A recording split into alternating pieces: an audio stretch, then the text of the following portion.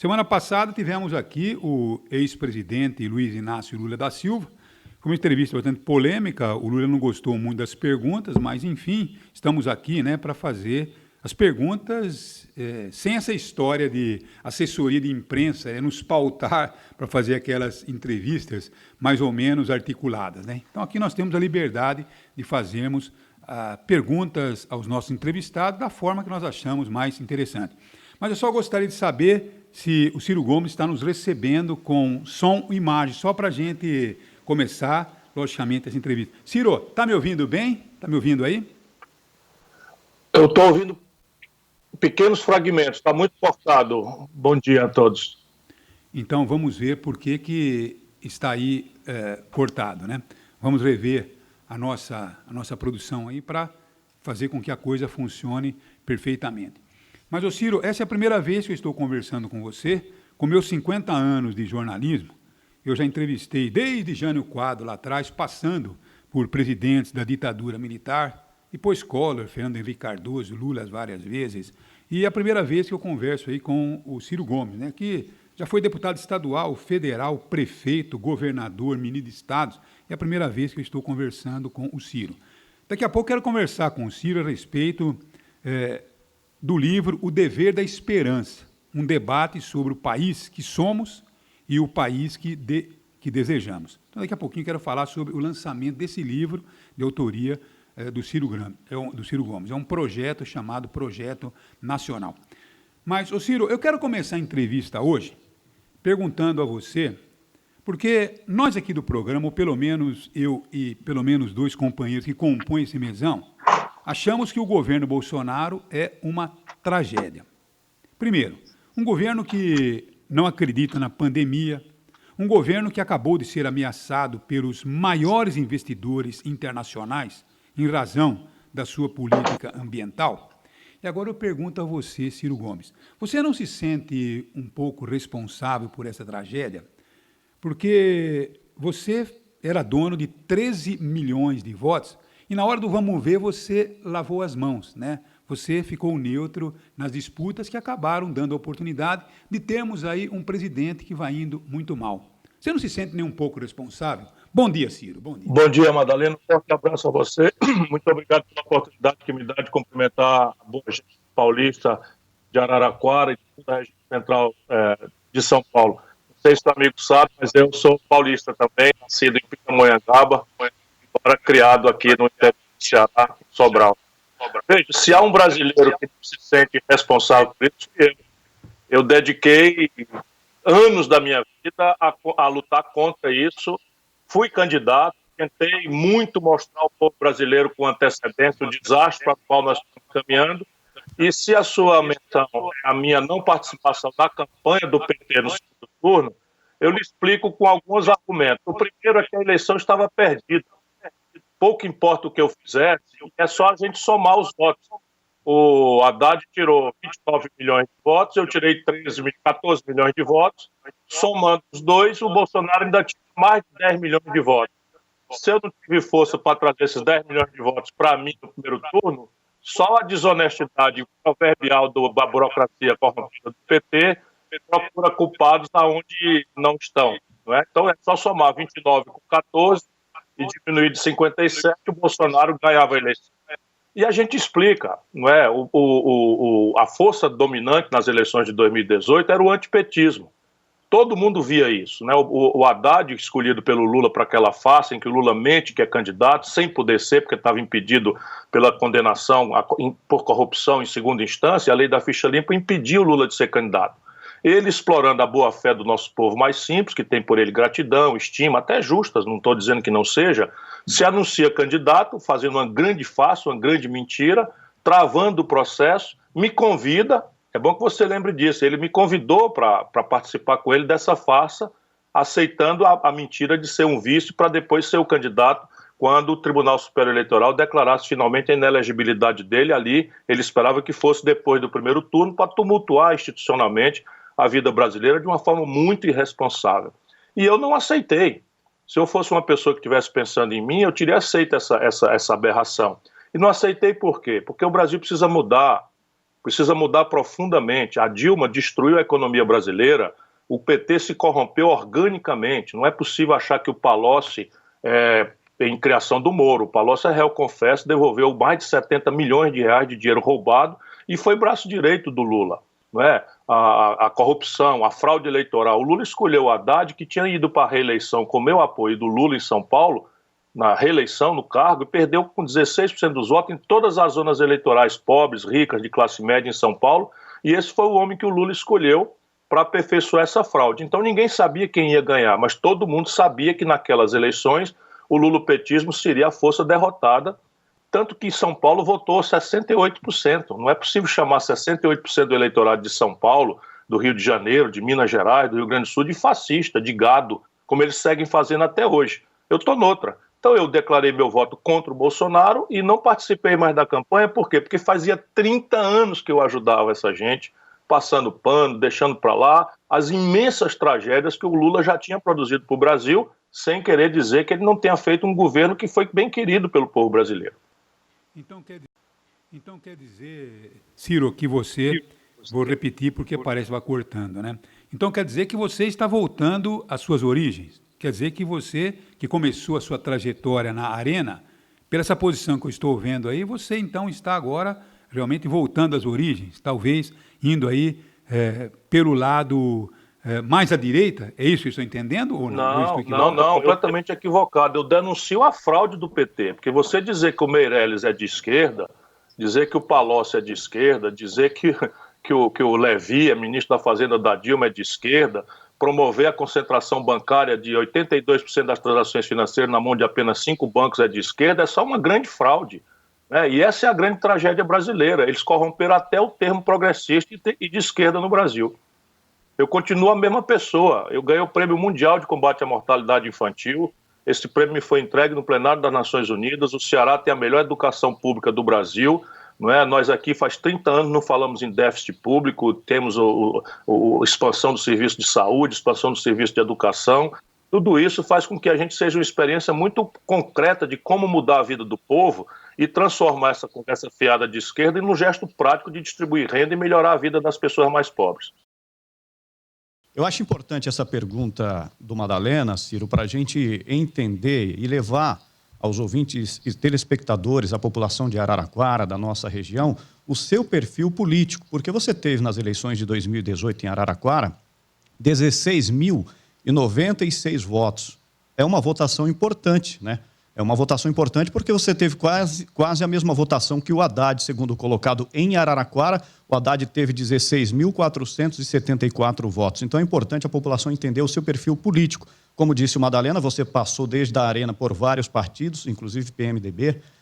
Eu te pergunto o seguinte, em 2018 você praticamente fechou a aliança com o Lula para ser o candidato de esquerda. E hoje, você tem o mesmo respeito pelo ex-presidente Lula, porque essa aliança foi praticamente fechada com ele preso. Hoje você acredita que ele praticou crime ou você acha que ele é inocente em relação às condenações dele? Deixa eu corrigir apenas alguns rápidos encaminhamentos. Eu nunca fui da arena, isso é também uma mentira do lulopetismo corrompido, não é? E eu mudei de partido 4 vezes por conta de apoio ao Lula. Fui expulso do PPS por causa do Lula, fui convidado a sair do PSB por causa do Lula, criei um partido chamado PROS para ajudar o Lula e no fim, finalmente, eu estou no partido que eu gostaria de estar, que é o Trabalhismo Brasileiro, o PDT. Então, você veja, quando o Brasil estava saindo da ditadura, nós apoiamos o Tancredo Neves no colégio eleitoral, o Lula ficou contra. Expulsou a Beth Mendes e o Ayrton Soares, por ele o Maluf teria ganho no colégio eleitoral. Nós deixamos para lá, porque o Lula estava começando, não tinha muita experiência. Depois nós fizemos a Constituinte para recelebrar a democracia brasileira, o Lula não assinou a Constituição. Eu deixei para lá, o Lula não tinha muita experiência, vamos deixar para lá. Depois chegaram as eleições de 89, o único que perdia para o Collor era o Lula. O Covas ganhava do Collor, o Brizola ganhava do Collor, mas o Lula se impôs e precipitou o Brasil na tragédia que foi o governo Collor. Deixa para lá, o Lula, eu apoiei ele no segundo turno, porque o Lula não tinha muita experiência, temos que ter paciência, é um operário que está chegando e tal. E eu fui apoiando, né? Eu fui candidato em 98, eu fui candidato em 2002, não é? Apoiei o Lula no segundo turno, aceitei ser ministro, tirei do papel o projeto de integração do Bacia do São Francisco, a transposição do São Francisco. Depois o Lula impõe a Dilma, uma pessoa completamente inexperiente, e nós apoiamos, eu não fui para o outro lado. Depois a Dilma desastrou o Brasil, o Ceará foi o único estado do Brasil que deu 2/3 dos votos contra o impeachment, que o PT corrupto chama de golpe, e eu acho que foi golpe mesmo, e quem fez o golpe foi o Senado Federal, com Renan Calheiros e Eunício Oliveira, com quem que o Lula estava abraçado no ano seguinte, nas eleições, com Renan Calheiros e Luiz Inácio Lula da Silva. Aí, meu irmão, chega, sabe, não dá para ficar passando pano. E você deu um número concreto, como é que um cearense, embora nascido em Pindamonhangaba, tira em Araraquara, com pouquíssimo apoio, a mesma votação do Haddad? É porque o povo de Araraquara, que deu grandes vitórias ao PT, inclusive hoje tem um prefeito do PT, votou naquelas eleições protestando contra a tragédia que foi o governo do PT. O Brasil caiu 3,2% da economia num ano, 3,5% no outro. A expansão do crédito, que foi de 15% para 55% do PIB, com o Lula, virou 63 milhões e 700 mil brasileiros humilhados com o nome no SBC, não é? E as empresas foram à quebra. 5 milhões e 500 mil microempresas no período do Dilma foram para o Serasa. Se a gente não entender isso, e não é para punir ninguém, não é para se vingar de nada, é para a gente se reconciliar com o povo brasileiro. Então, veja, pouco importa a propaganda que eles façam, eu tenho uma linha de coerência, uma linha de vida, nunca respondi a um inquérito, nunca respondi por nada mal feito, não é? Sou uma pessoa honrada, sei por 1000 cargos aí, todo mundo, nunca malversei 1 centavo do dinheiro público, nem para ser absolvido eu respondi ao inquérito. Então, o que eu estou propondo? Eu estou propondo a gente discutir um projeto que substitua essa tragédia de ódios e paixões que estão destruindo a nossa nação. O Ciro, você foi ministro 2 vezes, e em uma das vezes, ministro de quem? Madalena, não estou lhe ouvindo, desculpa. Você foi ministro 2 vezes, né? Numa das vezes você foi ministro de quem? Eu fui do Itamar Franco. E depois? Do Lula. Do Lula. Então, eu pergunto a você, né? Então, hoje você vê aí, porque eu perguntei isso ao Lula, né? Lula, você não via esse mar de lama que estava debaixo dos seus pés, né? E ele deu aí sua resposta, e é a resposta dele, a gente tem que respeitar, embora podendo até não concordar. Mas agora me diga uma coisa, é a última coisa também do Lula, porque depois tem outras coisas mais interessantes para a gente conversar, né?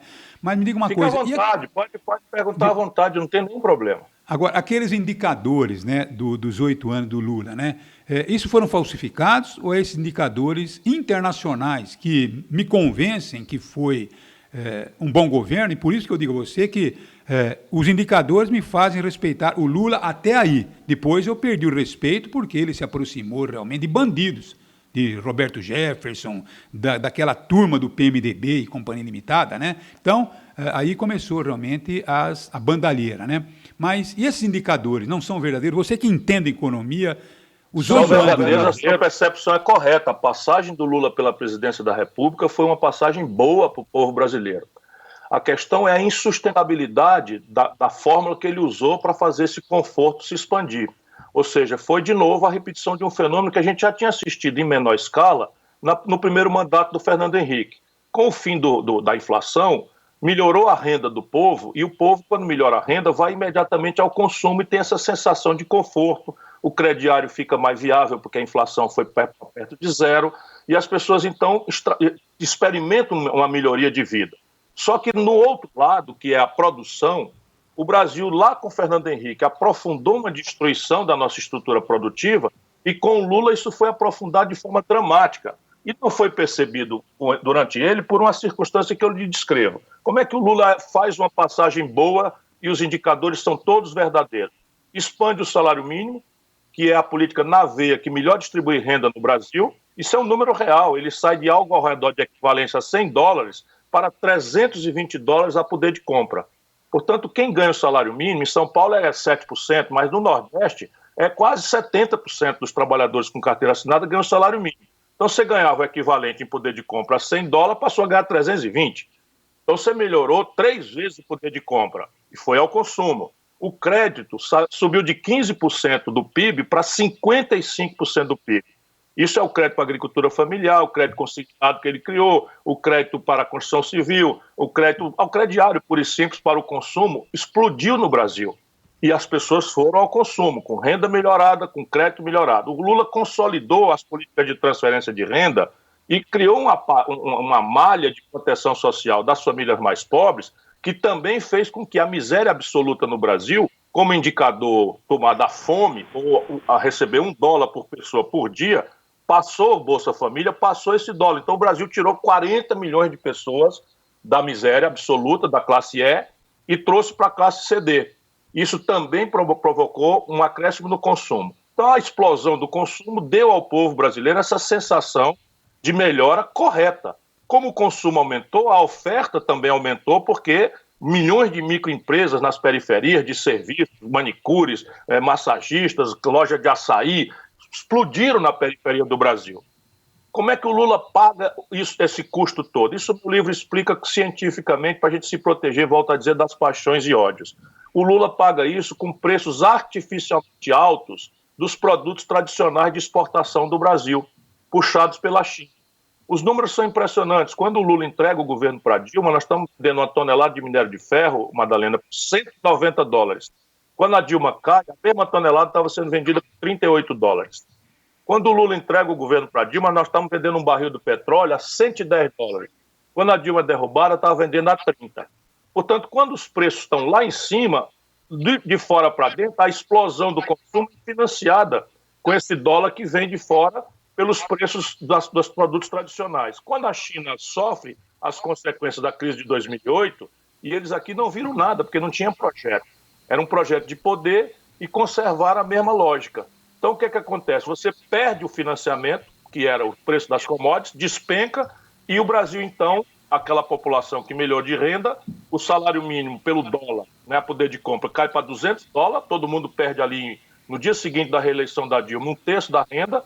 Em cima disso, a Dilma faz um tarifaço que aumentou a energia, por exemplo, em São Paulo, quase 30%, e a sensação de estelionato eleitoral, né, foi gravada. E o crédito expandiu de 15% para 55%, virou inadimplência. Só para você ter ideia, no FIES, o jovem brasileiro tem hoje 5 milhões de garotos com nome sujo no SPC no começo da vida. Então, quando o garoto recebeu o crédito para entrar na universidade privada, ele ficou feliz. Quando ele perdeu a renda e a condição do pai de ter salário, ele virou humilhado. E isso virou ódio. Eu quero aproveitar, é o Luiz Antônio quem está falando, porque quando quero aproveitar que você Luiz, coloca... eu acho que o Ciro não está te ouvindo, Luiz. Né? Luiz, acho que o Ciro não está te ouvindo. Relativiza a corrupção, mas você está em uma crise monstruosa, a corrupção toma uma centralidade porque vira, né, escárnio, deboche, privilégio em cima da tragédia socioeconômica. Ciro, o nosso colega Luiz Antônio tem uma pergunta para você também. Ciro, eu quero aproveitar que você coloca a questão das commodities, né, que ajudaram a impulsionar esse bom momento econômico que o Brasil viveu, talvez o melhor dos últimos 30 anos, você mesmo reconhece isso, né? E é uma constatação triste, né? Porque essa história de vender matéria-prima, o Brasil já faz desde 1500. Então isso nos leva a crer que o Brasil é um péssimo transformador da capacidade em riqueza, em trazer valor agregado pela tecnologia, pela qualificação, ou seja, economias em alicerces muito primários. Como é possível reverter essa lógica? E quanto tempo leva para que o Brasil inverta essa dinâmica econômica? Primeiro, olhar para o próprio exemplo brasileiro. Nem sempre foi assim. Quando eu digo que a expansão do consumo, ali pelo curto período do pós-real com Fernando Henrique, e nos 8 anos do Lula, não olhou para a estrutura da produção ou da oferta, eu estou dizendo um número claro. Em 1980, 1/3 do PIB brasileiro era industrial. E como você corretamente colocou, é na indústria que você apura a modernidade, porque paga os melhores salários, recolhe o melhor volume de impostos, agrega valor na exportação, e é completamente ilusão a gente achar que vai pagar um modo de vida moderno, de eletroeletrônica, meio de diagnóstico médico sofisticado, carro com mecatrônica, etc., com informática, ótica, internet, com milho, soja, proteína animal in natura, minério de ferro e petróleo bruto. Essa conta ela não fecha. Quando esses preços oscilam para cima, a gente tem uma sensação falsa de conforto. Quando eles oscilam para baixo, o Brasil quebra. E isso tem sido a lógica crônica do ano 80 até aqui. Pois bem, se no ano 80 1/3 do PIB brasileiro era industrial, sabe quanto é hoje? 10%. Só em São Paulo, nos últimos 4 anos, os 3 anos da Dilma, dos últimos 3 anos da Dilma, foram fechadas 13 mil indústrias em números redondos. No primeiro ano do Bolsonaro, 1.336 indústrias foram fechadas, fechando-se 1.000 empregos por mês em São Paulo. Isso por quê? Porque o Brasil tem todas as variáveis macroeconômicas hostis à produção industrial. E essa estimulação ao consumismo não tem como se sustentar de forma estável. Como é que a gente reverte isso? Primeiro, pela lei do menor esforço. Quais são aqueles setores onde o Brasil já tem poupança e está esvaindo esse dinheiro pouco que nós temos, comprando coisas que tecnologicamente a gente pode adaptar para produzir no Brasil? 4 complexos industriais pulam as evidências da nossa inteligência. Um está aí na ordem do dia pela pandemia, o Complexo Industrial da Saúde. Veja se faz sentido, meu irmão, o Brasil importar máscara, touca, bata de hospital, respirador, cama de hospital, prótese, 80% dos remédios da China, da Europa, financiando com dinheiro público. Pouco que nós temos, empregos lá fora. Isso aí, 80% da tecnologia está vencida. E se você fizer uma política industrial de comércio exterior, fazer a ferramenta da compra governamental e orientar isso, né, porque o próprio governo é que compra, você muda a legislação e organiza jovens empreendedores, incubando as microempresas, as pequenas empresas pelas universidades. Eu tenho muita experiência disso e o Brasil dá um salto muito veloz, porque, volto a lhe dizer, nós já estamos precisando hoje, já estamos comprando hoje, o dinheiro está ouvindo a conversa. Trata-se de organizar essa ferramenta que é permitida pela Organização Mundial do Comércio e pelo nosso status ainda de país em desenvolvimento, que o Trump está pedindo e o Bolsonaro se comprometeu de abrir mão desse status, o que mata qualquer chance do Brasil se reindustrializar. O outro complexo industrial óbvio é petróleo, gás e bioenergia. Então, vocês estão numa região que é importante em alguns setores, né, a questão sucroalcooleira. O Bolsonaro está importando cotas adicionais de etanol subsidiado dos Estados Unidos. Qual é o sentido disso? O Brasil está importando gasolina, óleo diesel, gás de cozinha, querosene de aviação em dólar dos Estados Unidos. O dólar sobe para 5,30, a dona de casa de Araraquara vai pagar um botijão de gás mais caro sem entender nada. E isso está acontecendo por uma tragédia. Um terço da capacidade de refino do Brasil estão parados. Olha o que eu estou dizendo para vocês. E o Brasil importando 300 milhões de barris de gasolina e óleo diesel, que a gente já sabe fazer aqui, o mercado está aqui, nós já estamos gastando dinheiro. Depois o complexo industrial do agronegócio. Qual é o sentido de um país mais agressivo do mundo na produção de proteínas importar metade dos seus custos de produção do estrangeiro? Todos os fertilizantes, todos os defensivos agrícolas, todos os implementos, tudo é importado do estrangeiro, embora às vezes seja maquilado ou montado aqui no Brasil. E, por fim, o complexo industrial da defesa. O único setor de alta tecnologia onde o Brasil é superavitário é o setor aeroespacial. Deixa eu dizer uma palavra que me vem ao coração. Esses canalhas entregaram a Embraer para a Boeing. E entregaram mesmo, porque o governo brasileiro tinha uma golden share, uma ação que permitia vetar esse negócio. Na hora que o Brasil amadureceu com muito dinheiro público, 2 projetos de ouro, enriquecedores, inclusive com repercussão civil, o KC-390, um supercargueiro, e o Caça Gripen. O capacete do piloto do Caça Gripen é um capacete de inteligência que seria feito no Rio Grande do Sul. Na hora que eles entregam para a Boeing destruiu todas essas relações e devolveu a Embraer praticamente em situação pré-experimentar. Então, se o Brasil já está gastando bilhões de reais para equipar as Forças Armadas, por que não verticalizar essa produção aqui no Brasil? A partir daí, você tem 1 milhão de outras alternativas. Mas esses 4 grandes complexos industriais, petróleo, gás e bioenergia, agronegócio, saúde e defesa, estão na mão, porque o dinheiro já está sendo gasto. Agora, Ciro, vamos então passar para o momento, né? Então, porque eu aqui nesse programa, quando eu comando esse programa aqui, eu venho dito que o melhor caminho para o Bolsonaro hoje seria a renúncia. Porque é um presidente que, primeiro, não acredita na pandemia. Depois, ele acabou tendo aí atritos enormes com o setor internacional, brigou com a França, brigou com a Argentina, brigou com a China, enfim, com a Alemanha. Quer dizer, ele não consegue promover o seu bom relacionamento. Está isolando o país a cada dia que passa. Então, eu aqui como jornalista, se ele não mudar, eu acho que o melhor caminho é a renúncia. Qual que é a sua visão hoje do governo Bolsonaro? Tem salvação? Tem salvação? Não. Ou você acha também que a renúncia é o melhor caminho? Se ele tivesse o menor espírito público, ele pouparia a nação da agonia que nós vamos passar pela renúncia. Você está correto. Mas não é de se esperar que um homem que não revela sequer luto pela morte de 55 milhões e 54 mil, 54 compatriotas, ele não dá uma palavra de condolências. Então isso revela uma desumanidade e uma absoluta falta de empatia. E o Bolsonaro é um macaco numa casa de louça. Não é? Um macaco numa casa de louça porque nós temos uma crise de saúde pública sem precedente e fomos para o pior dos mundos, né, que é o isolamento meia-bomba, que o presidente diz uma coisa, governadores dizem outra, depois os governadores cedem, na hora que a pandemia está em um pico, e o Brasil virou o centro da pandemia no mundo. Isso só tem uma explicação, a incompetência trágica e assassina do senhor Jair Messias Bolsonaro, que trocou de ministro 3 vezes e agora ocupa o Ministério da Saúde com um general da ativa, 23 militares na hierarquia técnica do Ministério, nenhum deles com qualquer experiência em saúde pública. E os números são contundentes. Se você pegar toda a América do Sul, menos o Brasil, eles têm o mesmo clima, a mesma contradição de renda e tem 1/3 das mortes no Brasil. A explicação é Jair Messias Bolsonaro e a sua incompetência genocida. Depois nós temos uma outra crise, que é derivada da primeira em parte, mas derivada 2/3 da incompetência absoluta com que o governo Bolsonaro não está entendendo a tragédia econômica brasileira. Números hoje projetam 20 milhões de desempregados no Brasil ali pelo fim do ano. Isso nunca aconteceu nada parecido. Nós estamos falando aí em talvez 6 milhões de empresas serem fechadas no Brasil.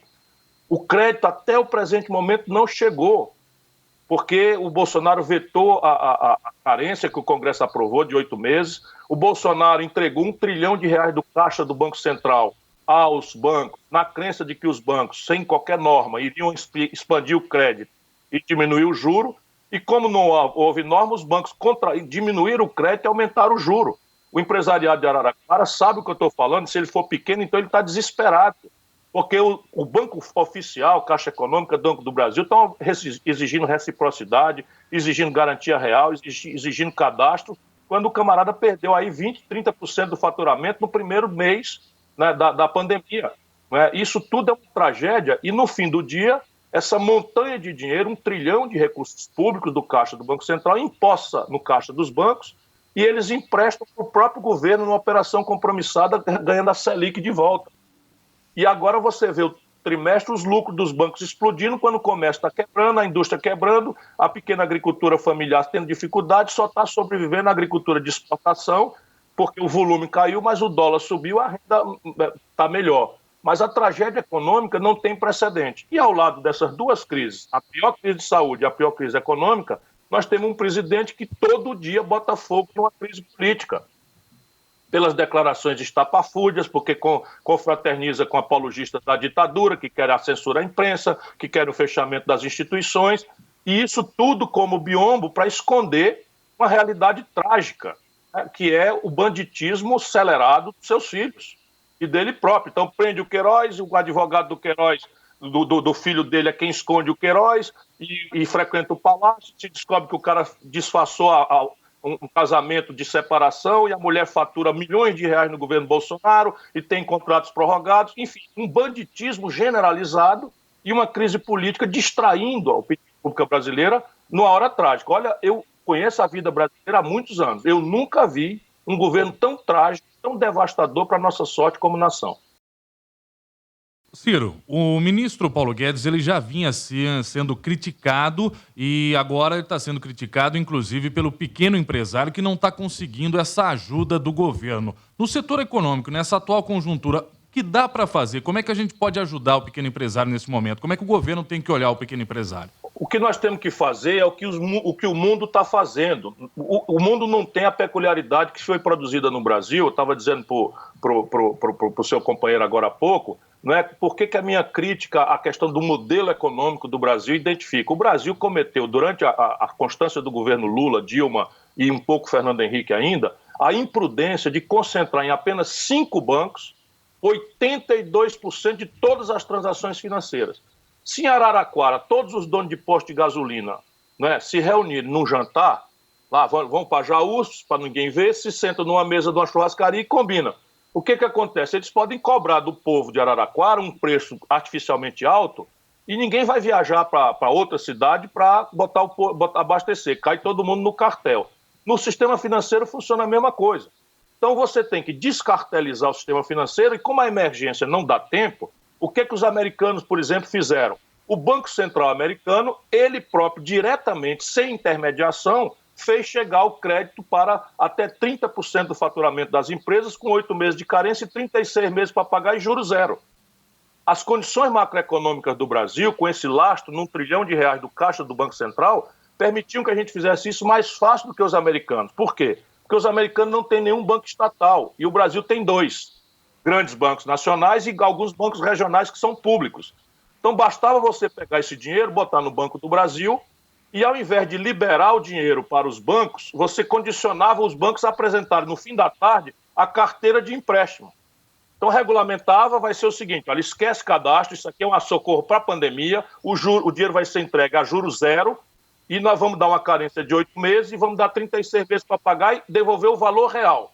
O lastro disso vai ser um fundo garantidor que o Congresso apoiou e o aval solidário, se for o caso. Tem 1000 ferramentas para fazer, não quero chatear seus ouvintes, mas você faz o seguinte, no fim da tarde, via internet, você manda a carteira de todas as empresas que preencheram o cadastro e que querem tomar o empréstimo e eu lhe dou o tranche do dinheiro.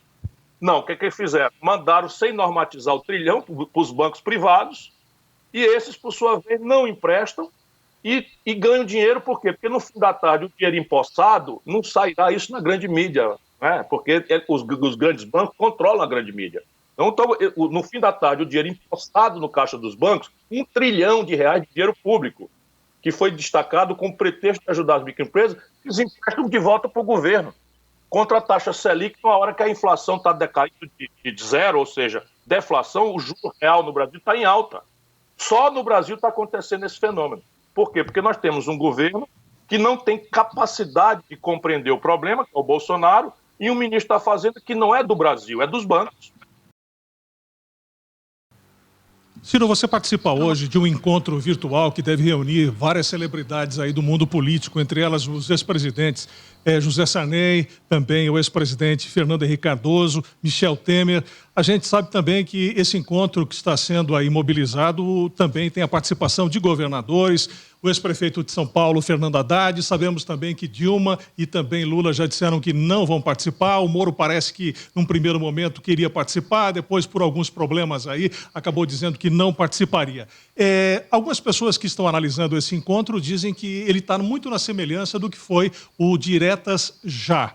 Eu pergunto para você o seguinte, que palanque é esse reunindo todas essas pessoas hoje? O Brasil tem muitas confusões, muitas emergências, e há, isso é bom, uma tentativa de reagir a essas confusões, e há uma certa confusão ditada por boa-fé, mas por muita inexperiência e às vezes falta de malícia, ou às vezes malícia demais. Então veja, nós temos a emergência da saúde pública, em que nesse momento 55 mil brasileiros em número redondo já morreram, e as simulações das organizações internacionais que estão vendo o epicentro da pandemia hoje no Brasil, falam que nós podemos chegar em setembro a 160 mil mortes. Portanto, é preciso um grande consenso para a gente reclamar, pressionar, obrigar o governo a voltar atrás dessa política suicida para a qual está caminhando a nossa nação. Segundo, o Brasil tem uma crise econômica, que eu já descrevi aí, que vai fazer o PIB brasileiro cair entre 8% e 11%, 20 milhões de desempregados, 6 milhões de empresas destruídas.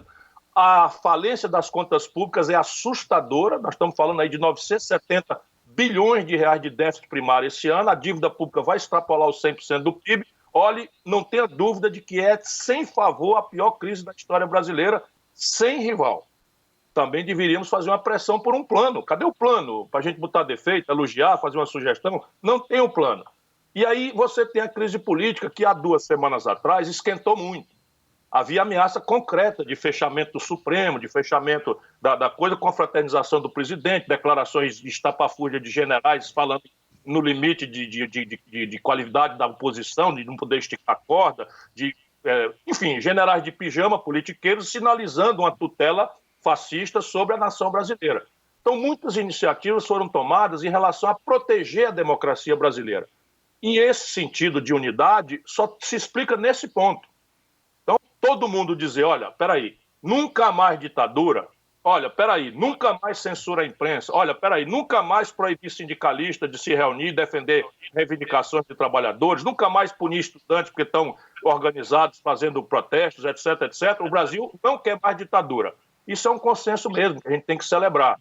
Mas daí a imaginar que isso é o diretas já, é só um esforço de retórica, porque a unidade se esfarela no dia seguinte. Eu participo da defesa da democracia com qualquer pessoa, mas daí adiante, entender o que aconteceu com o Brasil, para o nosso povo, 70% em São Paulo, o estado mais exuberante economicamente, culturalmente do Brasil, votar num estúpido como o Bolsonaro, se a gente não tiver humildade para entender o que causou isso, nós não vamos nos reconciliar com o nosso povo.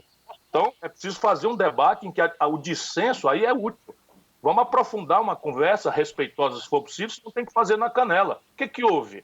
Por que o povo brasileiro, que nos deu tantas vitórias, de repente passa para um lado de um politiqueiro bandido, com família de bandidos, despreparado, apologista da tortura, tudo de ruim, e a gente vai fazer de conta que não entendeu nada, vai chamar nosso povo de gado? E você teria esse diagnóstico, Ciro? Você teria esse diagnóstico? Eu tenho. Foi essa debacle econômica do PT. Porque, veja, volto a lhe dizer, quando você... isso aconteceu lá atrás, vamos pegar aqui para não parecer que eu estou particularizando. O PSDB teve o mesmo processo mais curto.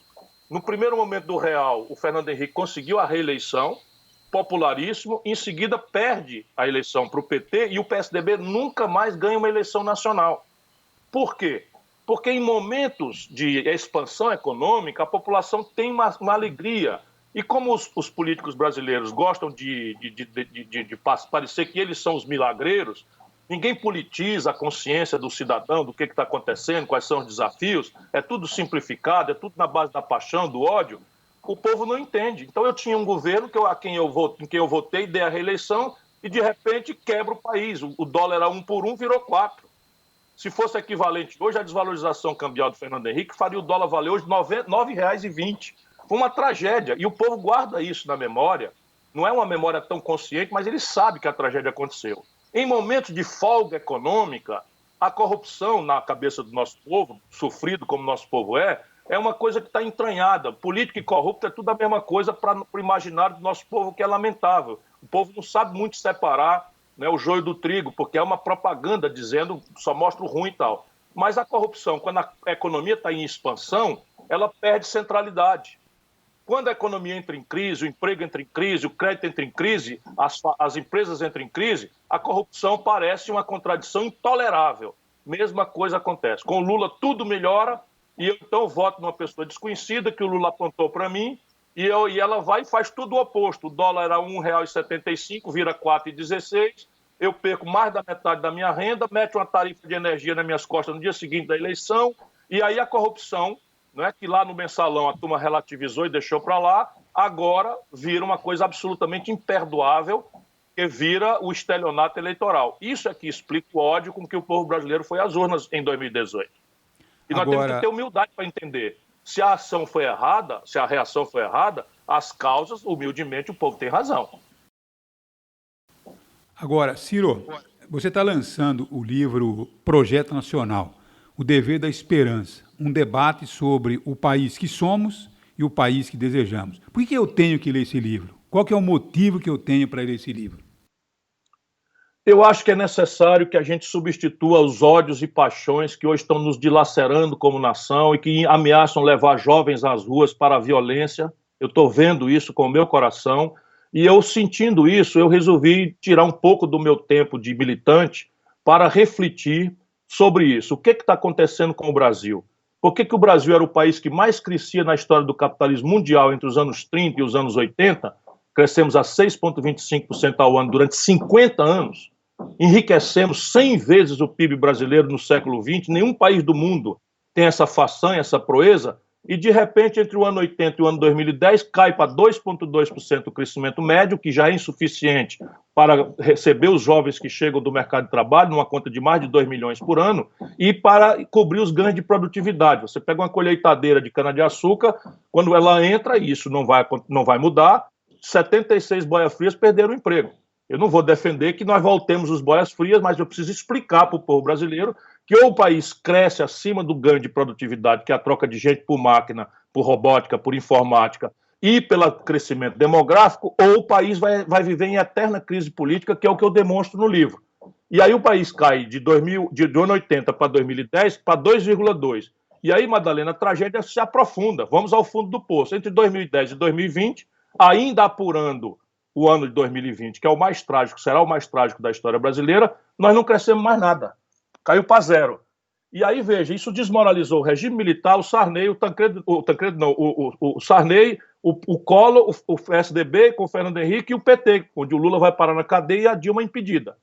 Claro que você tem um problema atrás, tantas diferenças políticas, tantos olhares distintos, todos desmoralizados. Por quê? Aí eu mostro que é um colapso do modelo estratégico do Brasil e a incapacidade que nós temos tido por reagir ao dia a dia, por muita paixão, muito ódio, pouca reflexão, uma apologia à ignorância doída no nosso país. A política faz uma aposta na ignorância. Ainda ontem nós tivemos um debate, anteontem no Senado Federal, em que a aposta é na ignorância geral das pessoas. Então, o picareta esquerdista, que não parou para estudar nada, diz que privatizaram a água ontem.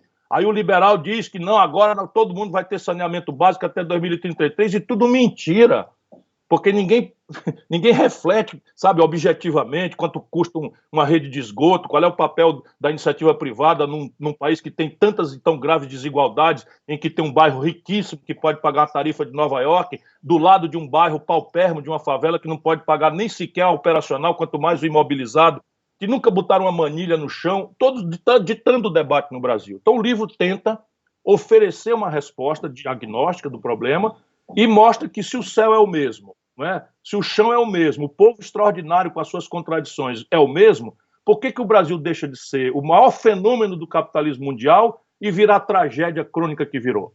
Aí eu ofereço uma resposta, que é a ideia de basear nosso desenvolvimento no capital estrangeiro, que no passado tinha fundamento porque o capital estrangeiro era de longo prazo e barato, e agora não é mais. E as tecnologias, o Brasil enriqueceu, mas ignorou a ignorância, eu uso essa frase no livro. Então nós não fizemos a devida aposta na educação, ciência e tecnologia, sem o que não se produz mais, não se sobrevive à competição global. Estou falando de micro e pequena empresa, se ela não tiver com as práticas de vanguarda da produção, ela não resiste nos mais simplórios dos produtos. A indústria têxtil brasileira está agonizando porque a China vai destruir. A indústria ótica, a indústria moveleira, a indústria calçadista brasileira, que tinha 60% do mercado de calçados da Europa, está com 13%. Se a gente não acordar como nação para celebrar um novo projeto, aí eu dou a pista do novo projeto. Então é como construir a nossa própria poupança para lastrear no nosso próprio recurso. E aí tem a ver com um conflito político, que eu descrevo também.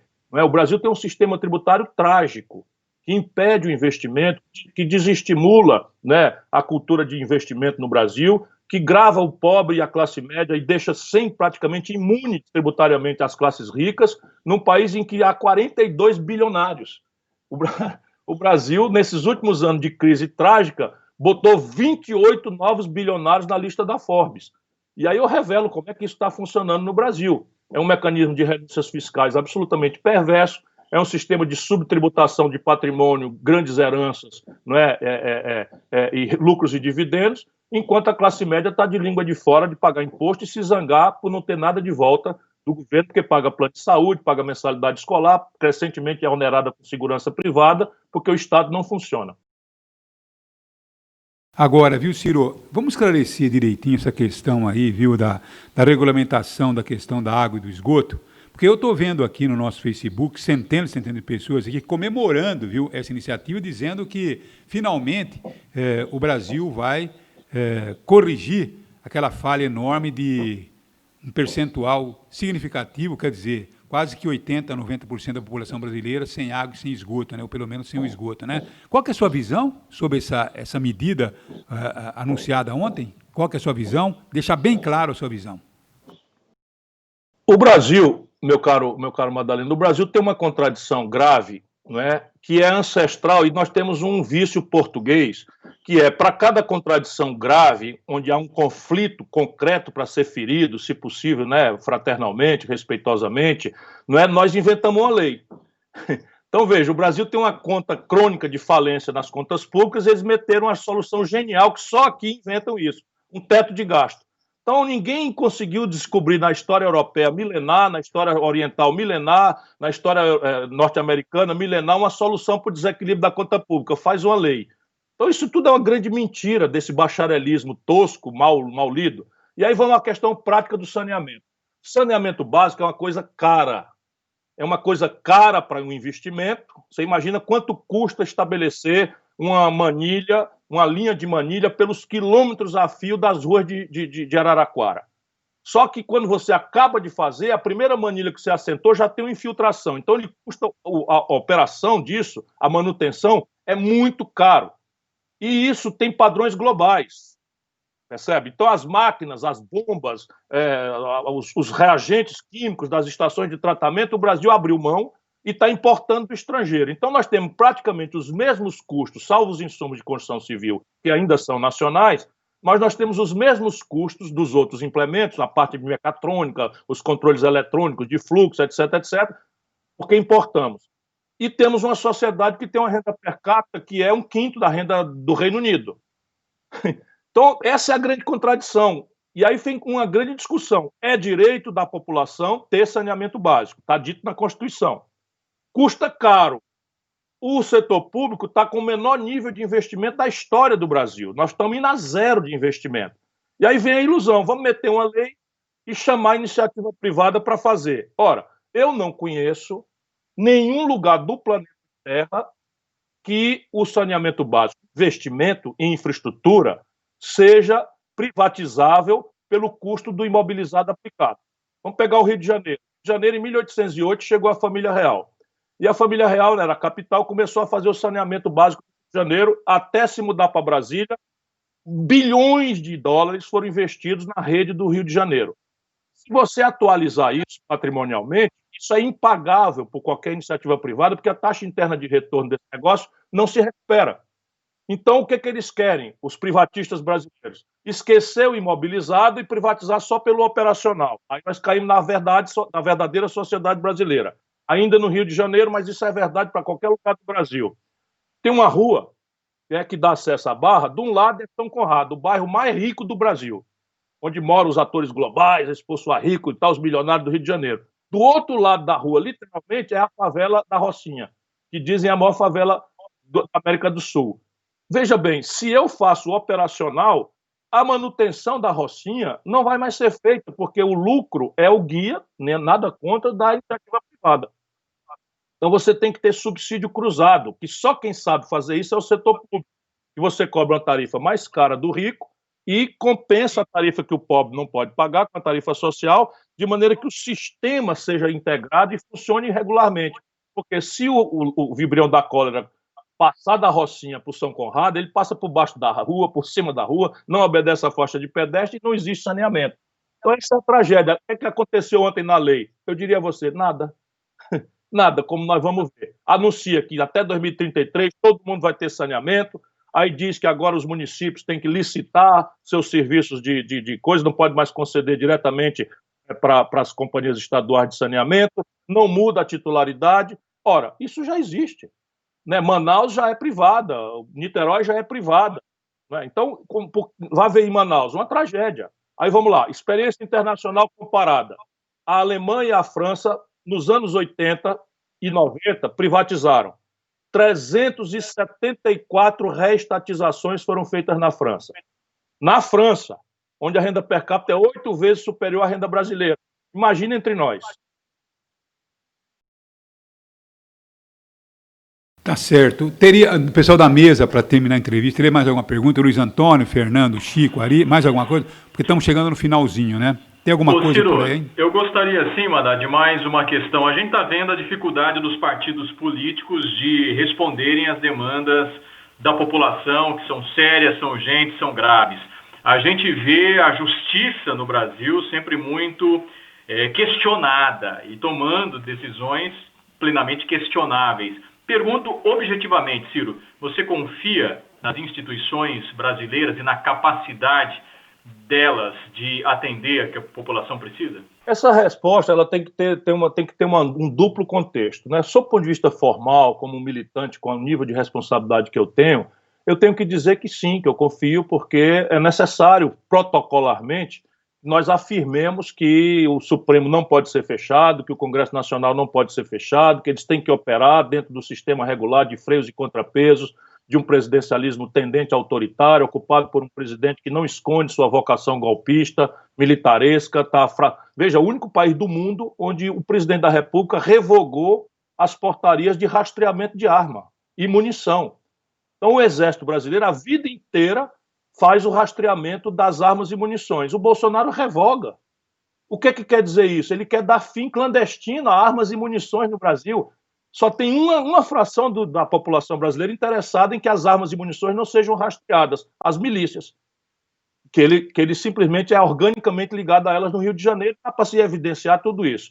Então eu tenho que dizer que as instituições estão colocando os freios devidos e tal. Isto dito, se a gente tiver sintonia com o coração do povo, eu diria a você que eu vejo com muita preocupação as distorções institucionais brasileiras. Há uma exacerbada judicialização da política, isso está errado. No interior do Brasil, jovens bem intencionados, não tenho dúvida, do Ministério Público, usurpam diariamente a atividade política, querendo governar sem voto no lugar de prefeitos, lançam homens honrados na infâmia e na suspeição, porque a lista de improbidade no Brasil está na cabeça de cada um e não numa lista de leis, como no mundo inteiro faz. Então, qualquer pessoa hoje no Brasil responde por improbidade. Eu tenho a sorte de nunca ter respondido na vida, 40 anos de vida pública. Mas eu diria que é sorte, muita disciplina de não fazer nada errado, mas qualquer prefeito hoje está sujeito a isso. E há uma sensação desagradável de uma brutal distância na operação do Congresso Nacional da agenda real do povo. Isso o povo brasileiro sente. Está melhorando um pouco, a desconfiança do povo no Congresso está melhorando, está diminuindo a desconfiança e melhorando o conceito. Mas é verdade o povo, né? Os 100% dos congressistas se elegem na agenda popular, mas a operação, normalmente, a resultante dela é entregue a lobbies, a grupos de pressão e ao poder econômico mais desqualificado, né, que infesta o Brasil, e o cartel dos bancos é o pior deles, mas a grande mídia, também as 5 famílias que são donas da mídia dita nacional, também distorcem dramaticamente. Eles é que escolhem a conveniência. Você veja, por exemplo, os editoriais da Globo esculhambando o Bolsonaro numa reunião de ministros, e o Guedes não estava na reunião para a Globo, porque o Guedes faz a agenda conservadora da linha econômica que a Globo defende, que é essa coisa da especulação financeira. É muito pitoresco isso, eu estou só fazendo uma análise, né? Então é fato que nós precisamos pressionar para uma melhora na condição de operação das instituições brasileiras. Porque eu até mostrei um vídeo aqui, né, que a Globo realmente escondeu aquele que o Guedes ele estimulava, né, os jogos e, por debaixo dos jogos, a prostituição, até com alguns palavrões. E aquilo tudo, né, ficou escondido, né? Aliás, por falar nisso, né, você chegou a ver esse vídeo do Paulo Guedes estimulando essa questão aí da abertura dos jogos e os seus palavrões e tal? Vem falando para Damares deixar para lá o negócio de prostituição, porque se for rico, tudo bem. Isso sumiu. A Globo mostrou essa reunião centenas de vezes os palavrões do Bolsonaro, mas o Guedes passou em branco, não estava na reunião. Assim como o Moro. Imagina, num país qualquer sério do planeta Terra, um juiz prender um político. Não interessa se o político é ladrão ou não. Um juiz prender um político, tirar ele da eleição e no dia seguinte aceitar ser ministro do político que ganhou a eleição, isso é corrupção na veia. Em qualquer país sério do planeta Terra. Aqui o cara é campeão do combate à corrupção, por causa da Globo, ou da Globo não, dos grandes jornalões do Brasil. Deveria ter sido divulgada, Ciro? Você que foi candidato 3 vezes à presidência da República, analisa essa atitude do STF. E que, inclusive, é professor de Direito Constitucional. Isso, eu ia começar por aí. A Constituição determina que o ato público é transparente. Então, o princípio é a transparência. E dá ao chefe do Executivo a faculdade de encriptar ou de criptografar qualquer ato que, eventualmente, nas condições regulatórias, né, que mereçam o caráter secreto, o presidente tem que decretar. Então, eu, por exemplo, eu sou signatário de uma ata secreta do Conselho Nacional da República, que o Itamar Franco convocou lá atrás, eu era ministro da Fazenda. Então, eu sou funcionalmente obrigado, por 30 anos, a guardar sigilo dessa ata. E isso porque foi decretado dentro dos protocolos. Aquela reunião era pública. Portanto, andou em linha com o melhor direito e com os melhores princípios gerais da administração pública, que é a transparência, o ministro Celso de Mello, que determinou a publicidade. Ô Ciro, a gente tem, eu não sei se o Madalena já quer encerrar a entrevista, mas eu tenho uma última pergunta, né? Porque, Então faz. Porque nós temos ouvido várias críticas ao presidente sobre truculência, atitudes truculentas exatamente contra profissionais da imprensa, tem mandado jornalistas calar a boca. E eu também já presenciei uma atitude sua durante a campanha de 2018, que você também mandou um profissional da imprensa calar a boca. Essa atitude para um candidato que pleiteia o cargo de chefe do executivo da União também não seria uma atitude truculenta? Como que você analisa a atual situação com a sua, A imprensa, na democracia, é como o ar que se respira. Ou você tem uma imprensa livre, com toda a sua impertinência, seus abusos, mas é essencial como o ar que se respira, sem o que não há democracia. Não existe democracia sem imprensa livre. Agora, deixa eu me defender. O que você viu nesse vídeo é fake news. Eu cheguei em Roraima, em Boa Vista, e fui avisado por um colega seu jornalista, que era o Carrapato, que trabalhava na época para o Estadão, graças a Deus ele filmou tudo, de que o Romero Jucá tinha infiltrado um cidadão para me agredir fisicamente. Tinha levado ovos e foguetes para me agredir. E, como qualquer covarde faz, ele entrou no meio dos profissionais de imprensa e começou o trabalho de me agredir. O jornalista do Estadão publicou isso. Lá no Google você pode ver. Portanto, eu nunca agredi, nem faria isso, qualquer profissional de imprensa. O que não quer dizer que eu não posso... profissional, né? Você mandou tirar o profissional dali.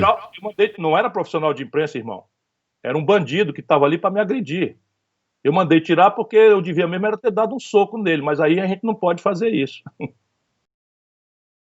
Você teria o direito de mandar tirar o rapaz dali? Um infiltrado, um bandido que estava ali para me agredir, eu avisado, claro, está escrito no Código Penal.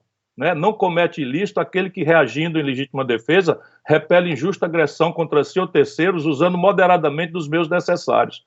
Isso é o artigo da legítima defesa.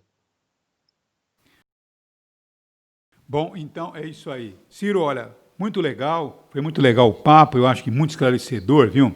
Agora, eu vou depois, então, dizer aqui para o pessoal, explicar para o pessoal como é que pode ser adquirido o livro Projeto Nacional, O Dever da Esperança, um debate sobre o país que somos e o país que desejamos. Vou adquirir o livro hoje, é pela Amazon, né? Porque eu acho importante... Como é que é? Amazon.com.br. E eu vou estimular aqui. Me permita, agradecendo a você, me permita mandar um abraço para todos os meus companheiros que fizeram essa votação extraordinária para mim e que são liderados pelo Pedro Battistini, que é o nosso pré-candidato a prefeito. Se me permitir, e não querendo ser indelicado, queria mandar um abraço para ele, desejar muito boa sorte na luta, espero que a pandemia passe o quanto antes para eu chegar aí e balançar uma bandeira em favor dele, que é um homem capaz, já provou nos 3 mandatos de vereador. Tá muito bom. Aliás, um vereador que eu tive belas brigas com o Pedro Battistini, né? E vou continuar tendo, né? Porque eu acho que o que nós devemos fazer é realmente ser sempre oposição a qualquer atividade política. Então, essa é a posição do jornalismo. Ô Ciro, muito obrigado. Por todo mundo. Muito obrigado a você por tudo. Abraço, viu? Tá aí, então, essa é a entrevista que fizemos aí com o Ciro Gomes, né?